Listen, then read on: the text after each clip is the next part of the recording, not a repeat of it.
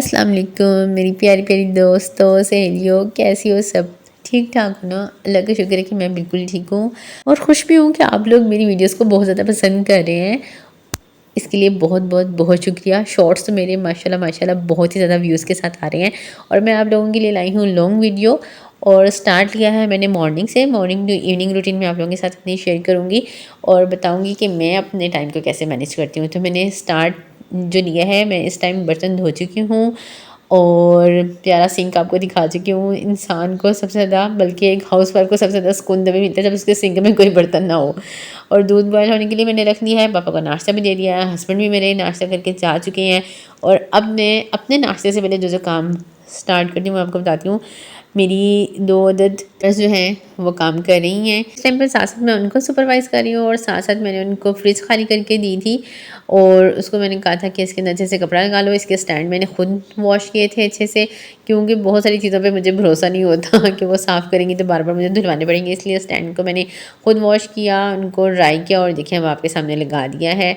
और ये जो फ्रिज की बास्केट है ना, क्योंकि मेरे पास 3 फ्रिज हैं तो मैं फ्रिज की बास्केट में अपनी सारी ग्रोसरी रखती हूँ, ड्राई आइटम्स वाली। मतलब सब्जियां तो जानी जानी होती हैं, लेकिन दालें शालें और दलिया हो गया, कोई पोरिज हो गया, इस तरह की सब चीज़ें भी, और बेसन, ये सब चीज़ें मैं फ्रिज की बास्केट में रख देती हूँ। और यहाँ पर आया हुआ था ग्रोसरी के साथ धनिया और ज़ीरा। और सर्दियाँ आने से पहले, क्योंकि सर्दियों में धूप बहुत ज़्यादा कम हो जाती है, तो एक दफ़ा मैं धनिया और ज़ीरा काफ़ी सारा मंगवा के उसे वॉश करके रख लेती हूँ, क्योंकि इसमें बहुत ज़्यादा मिट्टी होती है। सबसे पहले इनको वॉश करते हैं, इसका पानी निकल जाता है, फिर इसको बाहर धूप में डाल कर आती हूँ चारपाइयों पे कपड़े बिछा कर, और 2 दिन में ये ड्राई हो जाता है बहुत अच्छे से। ज़्यादा गर्मी हो तो फिर ये 1 दिन में भी ड्राई हो जाता है, लेकिन अब क्योंकि धूप मद्धम हो चुकी है और ख़ास तौर पे स्मोक की वजह से कुछ ज़्यादा ही मद्धम हो गई है, और फिर जब ये ड्राई हो जाएगा फिर हम इसे साफ़ करेंगे। और कंटेनर्स में किस तरह डालूँगी मैं उन्हें, ये मैं आपको बाद में बताऊँगी। इनकी दूसरी साइड पर मैंने ये कपड़े भिगो के रखे हुए हैं, इनसे मैं किचन के कैबिनेट्स वगैरह साफ़ करती हूँ, तो उनको थोड़े से सर्फ में मैंने सोक करके रख दिया है। धनिया ज़ीरे को धोने के बाद मैं इन कपड़ों को भी अच्छे से वॉश कर लूँगी। रात के खाने की तैयारी मैं सुबह से ही करना शुरू कर देती हूँ, छोटे छोटे काम साथ साथ ही कर लेती हूँ। जैसे कि आज मैंने एक स्पेशल डिश जो है वो ट्राई करनी है और उसका नाम है दही कबाब, और उसके लिए दही को मैं स्ट्रेनर में डाल के रख दूँगी ताकि शाम तक ये अच्छे से इसका पानी निकल जाए और हम इसे अपने कबाब में यूज़ कर सकें। और मैंने जब ये फ़र्स्ट टाइम डिश देखी थी मैं बहुत ज़्यादा हैरान थी, और आप लोग भी इसको बनते हुए देख के नाम से हैरान हो गए होंगे और बनते हुए देख के और भी ज़्यादा हैरान होंगे और खा कर और भी ज़्यादा हैरान होंगे। तो शाम को क्योंकि मैंने बनाने हैं आज चिकन चने, तो चने मैं अभी से ही बॉयल के रख रही हूँ। ये मैं आपको दिखा रही थी कि चने में एक सुराख हुआ हुआ है, और अगर मैं चनों को बाहर रख दूँ ना गर्मियों में, तो फ्रिज में ना रखूँ, तो फिर ये सारे कीड़े खा जाते हैं। इस वजह से कीड़ा बहुत जल्दी लगता है हमारे यहाँ पर, हर जगह ही लगता होगा। तो इस वजह से मैं कोशिश करती हूँ कि फ्रिज में जगह बना के रखूँ दालों वगैरह के लिए, ताकि उनमें कीड़ा ना लगे। और इस टाइम मैं चाय बना रही हूँ मम्मा के लिए, क्योंकि उनके नाश्ते का टाइम हो गया है। और साथ साथ में लहसुन अदरक भी आया है। मंथ का स्टार्ट है ना, तो सब चीज़ें आई हैं, तो मैं लहसुन अदरक को भी एक दफ़ा ही बनाकर इसका पेस्ट बना के रख लूँगी और पूरा महीना सगोन करूँगी। एक दिन की मेहनत और पूरा महीना आराम। तो सबसे पहले लहसुन को मैंने ऊपर से और पीछे से तेज़ नाइफ़ से अच्छे से काट लिया है, और उसके बाद ये बहुत आसानी से निकल जाते हैं, क्योंकि ये देसी लहसुन तो है नहीं, मोटे वाला लहसुन है, तो ये बहुत आसानी से निकल आता है। फिर भी इसको पील करने के बहुत सारे तरीके हैं। मैं तो ये डंडा सोटा मार के हल्का हल्का सा इसके ऊपर हैमर करती हूँ इस डंडे से, और ये बहुत अच्छे से सारा निकल आता है। देखें कितनी आसानी से। वैसे माइक्रोवेव कह रही हूँ, माइक्रोवेव ओवन वाला भी काफ़ी अच्छा हैक आया हुआ है कि आप 30 सेकंड उसमें रखें और सारा अच्छे से पील कर लें। वैसे मैंने भी वो ट्राई नहीं किया, लेकिन मुझे लगता है कि वो सही होगा। तो लहसुन मेरा यहाँ पे सारा छिल चुका है, और मेरे यहाँ पर ना छिलते छिलते नेल के नीचे 1-2 लहसुन के चुभे लग गए, और फिर उसमें इतनी ज़्यादा चुभन हुई कि फिर मैंने ये छोटा सा ये जो है ना ग्लव्स सा ये पहन के अपने नाखून के ऊपर, अपने पूरे अंगूठे के ऊपर, तो बाकी का लहसुन मैंने छीला। मुझे बहुत ज़्यादा चुभन हुई आज। नील के नीचे कोई भी चोट लग जाए ना, तो वो बहुत ज़्यादा पेनफुल होती है, और उस पे लहसुन क्योंकि गर्म होता है ना, और ये चुभ रहा था बहुत ज़्यादा। क्योंकि मैंने आपको बताया कि मैंने दही कबाब बनाने हैं, तो दही कबाब के लिए मैं आलू भी इसी टाइम बॉईल कर रही हूँ, क्योंकि सुबह के वक्त मेरे पास काफ़ी सारा टाइम होता है। दिन बहुत ज़्यादा छोटे हो गए हैं, तो शाम तो ऐसे ही लगते हैं बस गुजर जाती है। नमाज़ पे नमाज़ होती है, असर पढ़ो तो मगरिब हो जाती है, मगरिब पढ़ो तो ईशा हो जाती है। ईशा का टाइम तो खैर काफ़ी लंबा होता है, जब मर्ज़ी आप पढ़ें, लेकिन फिर भी जब तक मेरी मेड्स काम कर रही होती हैं और मैंने उनको क्योंकि साथ साथ देखना होता है, मैं अपने सारे काम एक्स्ट्रा वाले फ़िनिश कर लेती हूँ। चने भी घोल लिए मैंने, और लहसुन अदरक बना लिया, धनिया पुदीना धो के रख लिया, और फिर मैंने अपना नाश्ता किया। नाश्ता करने के बाद मैंने थोड़ा सा अपना मी टाइम एंजॉय किया, थोड़ी देर में लेटी। फिर मैंने उठ के देखा तो ये हमारे हमसायों के घर से बहुत मज़ेदार नान हलवा आया हुआ था, और मैंने इतना मज़ेदार हलवा अपनी लाइफ में नहीं खाया। फिर मैंने थोड़ा सा वो खाया, और ये देखिए अब मैं बाहर आ गई हूँ। अब मैं इसको, क्योंकि शाम हो गई है, तो मैं इसको समेटूँगी। ये पूरी तरह भी ड्राई नहीं हुआ, एक दिन इसको और लगेगा ड्राई होने में। तो चारपाई पे कपड़ा बिछा के ऊपर नेट डाल के मैं इसको सूखने के लिए रख देती हूँ। देखें धूप जा रही है, शाम का टाइम हो गया है। मैं बाहर आई थी, मैंने कहा आप लोगों के साथ मैं अपने मामा के लगाए हुए पौधे भी शेयर कर दूँ। तो उन्होंने लगाई हुई है, ये देखें कसूरी मेथी अभी चुटकी चुटकी सी है और साथ में ये पालक, ये भी पालक, ये भी पालक, ये भी पालक, ठीक है। और साथ में ये तोरियों और कद्दूओं की बेलें लगाई हुई हैं। अब पता नहीं पे लगती हैं कि नहीं, जब लगेंगी आप लोगों के साथ मैं ज़रूर शेयर करूँगी। फिर ऐसा होता है कि फ्लावर लगते हैं और गिर जाते हैं, लेकिन जो है ना सब्ज़ियाँ बनती नहीं हैं। खैर मामा इसमें बड़ी मेहनत करती हैं, पता नहीं क्या बात है। और यहाँ पे देखें कुकर मेरा चल रहा है और चने मैंने बॉयल होने के लिए रख दिए हैं। अब ये जो ज़ीरा है, यहाँ पे मैं आपसे एक दूसरे दिन का क्लिप शेयर करी हूँ, क्योंकि मैंने आपको बताया था मैं इनको स्टोर कैसे करती हूँ। ज़ीरे को मैंने अच्छी तरह जो है ना फ्राई पैन में भून लिया है, जलाना नहीं है, बस भूनना है। तो भून के मैंने इसको ठंडा होने के लिए रखा है, और जब ये ठंडा हो गया तो फिर मैंने इसको एयर टाइट कंटेनर में बंद करके रख लेना है। 2 महीने 3 महीने ये आपका चले, ये ख़राब नहीं होगा, इसमें कीड़ा नहीं लगेगा। अगर आप इसको रोस्ट नहीं करेंगे ना, ड्राई रोस्ट, तो फिर इसमें कीड़ा लग जाएगा। अब ये जो सूखा धनिया है इसको मैं चुनूँगी, और इसके अंदर ये जो छोटा छोटा सा राड़ी है ना, ये बहुत ज़्यादा है, हम तो इसको राड़ी बोलते हैं।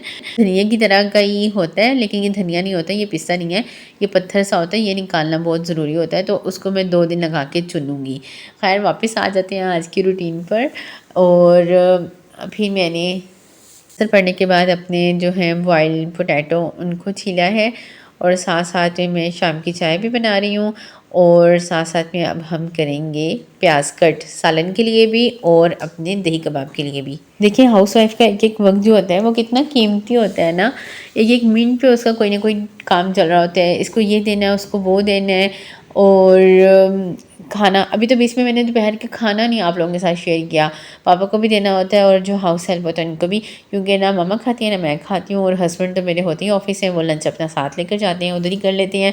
तो ये इतना सारा टाइम जो होता है ना, अभी हम कितनी कोशिश कर रही हूँ आप लोगों के साथ कि सब कुछ शेयर करूँ, लेकिन बहुत सारे ऐसे काम होते हैं जो ऑफ द कैमरा होते हैं, हम हर जगह पे कैमरा नहीं लगा सकते।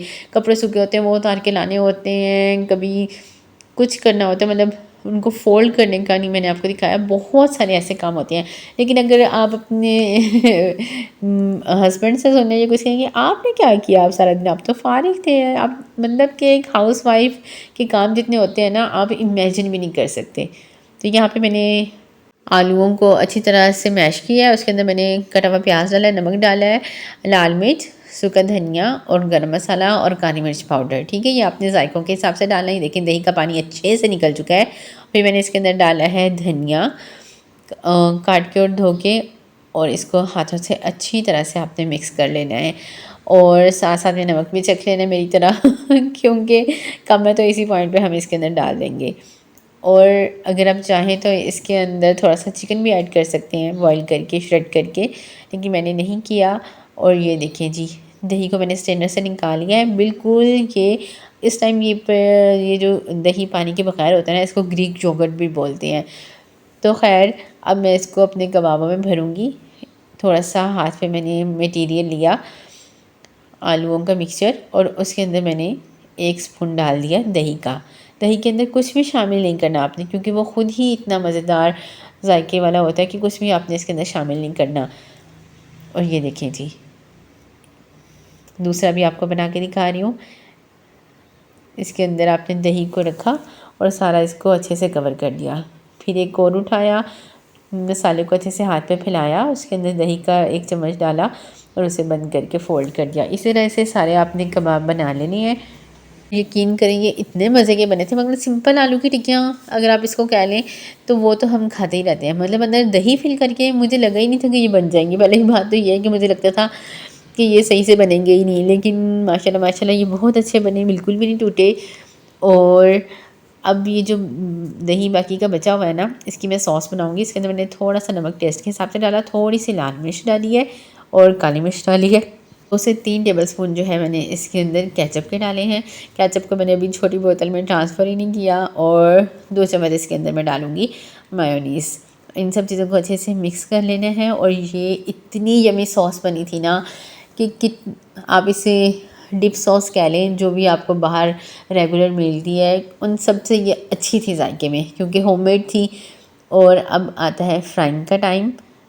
ये देखें, शाम की चाय जो है वो सब पी चुके हैं और उसकी क्योंकि पापा ने ना जल्दी पीनी होती है, वो मगरिब पढ़ने जाने से पहले चाय अपनी पी लेते हैं अपने दोपहर के खाने के फ़ौरन बाद। और दूसरी साइड पे मैंने प्याज़ों को थोड़ा सा पानी डाल के ना देगची में गलने के लिए रख दिया है।